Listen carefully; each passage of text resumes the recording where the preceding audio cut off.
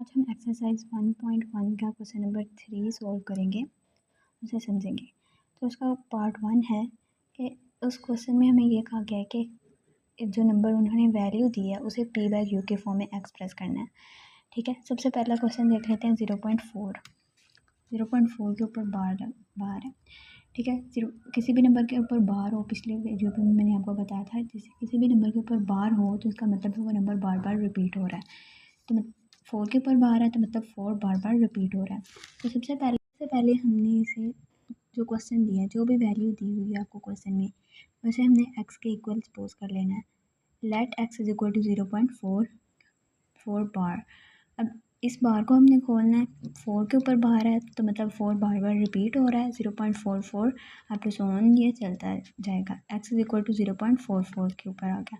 अब हमने क्वेश्चन के हिसाब से देखना है। अब यहाँ पे देखें 0.4 है, 0.4 के ऊपर बार थी, क्वेश्चन में हमें ये दिया गया था। अब पॉइंट के बाद सिर्फ एक ही डिजिट है तो पॉइंट का 1 लगा अब आगे 4 एक ही डिजिट है यहाँ पे पॉइंट के बाद, तो यहाँ पे 0 लगा देना है। और यहाँ पे हमारे पास आ गया आंसर 10। अब 10 को इस दोनों साइड पे, इस इक्वेशन के दोनों साइड पे हमने मल्टीप्लाई कर देना है। 10 को x के साथ भी मल्टीप्लाई करेंगे और 0.44 के साथ भी मल्टीप्लाई करेंगे।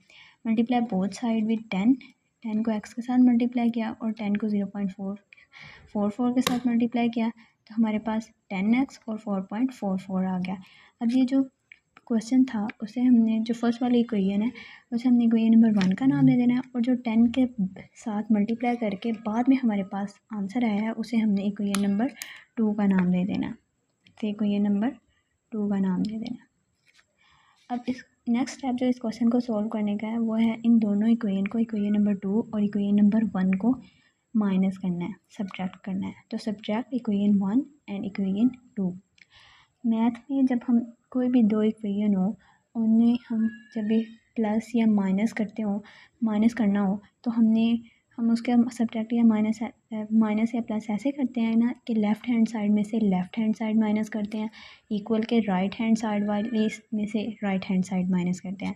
तो अब सबसे पहले ये 8th क्लास में हमने देखा था। तो सबसे पहले देख लें 10x, इस जो बड़ी इक्वेशन है वो ले लेते हैं। 10x पहले लेंगे तो इसे माइनस करना है x में से।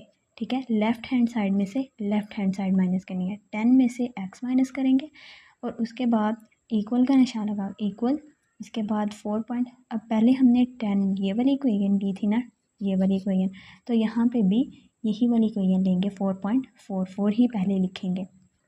4.44 माइनस, इधर इसकी राइट हैंड साइड कौन सी है, 0.44, तो यहाँ पे minus 0.44 up to so on ये चलता जा रहा है, ये लिख देंगे।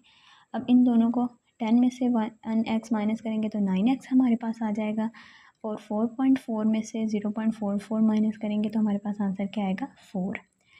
अब हमें सिर्फ यहाँ पे x की वैल्यू चाहिए, तो इस 9 को ख़त्म करने के लिए हम दोनों साइड पे 9 के साथ मल्टीप्लाई कर देंगे, क्योंकि इक्वल के हम जो एक साइड पे काम करते हैं वही दूसरी साइड पे काम करते हैं, तो इसलिए 9 को दोनों साइड पे डिवाइड करेंगे इस 9 को कैंसिल करने के लिए, क्योंकि यहाँ पे हमें सिर्फ x चाहिए। तो 9 को 9 के साथ कैंसिल कर दिया, बाकी हमारे पास क्या बच गया यहाँ पे 4/9, x इज इक्वल टू 4/9।